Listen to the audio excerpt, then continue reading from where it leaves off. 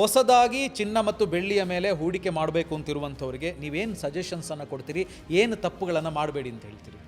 ಒಂದು, ಈಗೇನು ಟ್ರೆಂಡ್ ಇದೆಯಲ್ಲ ಆ ಟ್ರೆಂಡನ್ನು ನೋಡಿಬಿಟ್ಟು ನಾನು ಹೂಡಿಕೆ ಮಾಡ್ತೀನಿ, ಹಿಂದೆ ಬಂದಿರುವಂಥ ರಿಟರ್ನ್ಸ್ ನನಗೆ ಶಾರ್ಟ್ ಟರ್ಮ್ದಲ್ಲಿ ಬರುತ್ತೆ ಅಂತ ಒಂದು ಹೋಪಿಂದ ಹೂಡಿಕೆ ಮಾಡಬೇಡಿ. ಒಂದನೇದ್ದು. ಎರಡನೇದ್ದು, ಡೈವರ್ಸಿಫಿಕೇಶನ್ ಶುಡ್ ಬಿ ಎ ಮಂತ್ರ ಫಾರ್ ಯು.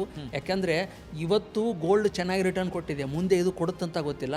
ಸೊ ಅದನ್ನು ಕಾಯ್ಕೋಬೇಕಂದ್ರೆ ಒಂದೇ ಅಂದರೆ ಡೈವರ್ಸಿಫಿಕೇಷನ್ನು. ಎಲ್ಲ ದುಡ್ಡು ಹೋಗಿಬಿಟ್ಟು ಸಿಲ್ವರ್ ಮತ್ತು ಗೋಲ್ಡಲ್ಲಿ ಹಾಕಬೇಡಿ. ಮೂರನೇದ್ದು, ಶಾರ್ಟ್ ಟರ್ಮ್ ವ್ಯೂವಿಂದ ಇನ್ವೆಸ್ಟ್ ಮಾಡಬೇಡಿ.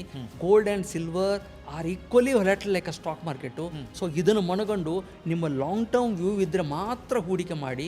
ಮೋರ್ ಓವರು, ಮಾರ್ಕೆಟ್ ಏನಾದರೂ ಅಂದರೆ ಈ ಗೋಲ್ಡ್ ಮತ್ತು ಸಿಲ್ವರ್ ಪ್ರೈಸ್ ಏನಾದರೂ ಡೌನ್ ಆದರೆ ಇದು ನಿಮ್ಮ ಫೈನಾನ್ಷಿಯಲ್ ಲೈಫಿಗೆ ಯಾವ ರೀತಿ ಹೊಡೆತ ಕೊಡುತ್ತೆ ಅನ್ನೋದು ಫಸ್ಟ್ ಅರಿವಿಟ್ಕೊಂಡ್ಬಿಟ್ಟು ಹೂಡಿಕೆ ಮಾಡೋದು ಒಳ್ಳೆಯದು. ಎಸ್ ಸರ್, ನೀವು ಹೇಳಿದಂಗೆ ನನಗೆ ಲಾಂಗ್ ಟರ್ಮಲ್ಲಿ ಹೂಡಿಕೆ ಮಾಡ್ತೀನಿ ಅಂತ ಹೇಳಿ ಬಂದರೆ ಗೋಲ್ಡ್ ಮತ್ತು ಸಿಲ್ವರಲ್ಲಿ ಹೂಡಿಕೆ ಮಾಡೋದಕ್ಕೆ ಇದು ಬೆಸ್ಟ್ ಟೈಮ್ ಅಂತ ನಾನು ಹೇಳಲ್ಲ. ಯಾಕಂದರೆ ನೋ ಒನ್ ಕ್ಯಾನ್ ಪ್ರಿಡಿಕ್ಟ್ ಇದರಿಂದ ಮುಂದೆ ಏನಾಗುತ್ತೆ ಅನ್ನೋದು ಗೊತ್ತಿಲ್ಲ. ಸೊ ಅದಕ್ಕೋಸ್ಕರ ಸ್ವಲ್ಪ ಅಮೌಂಟನ್ನು ನೀವು ಹೂಡಿಕೆ ಮಾಡಿ, ಬೇಡ ಅನ್ನಲ್ಲ. ಬಟ್ ಏನಂದರೆ ಎಲ್ಲದೂ ಅಲ್ಲೇ ಹೂಡಿಕೆ ಮಾಡಬೇಡಿ.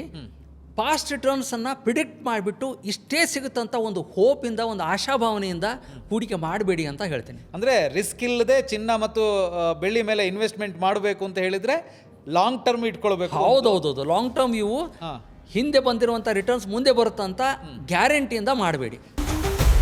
Boss Vala, B the boss.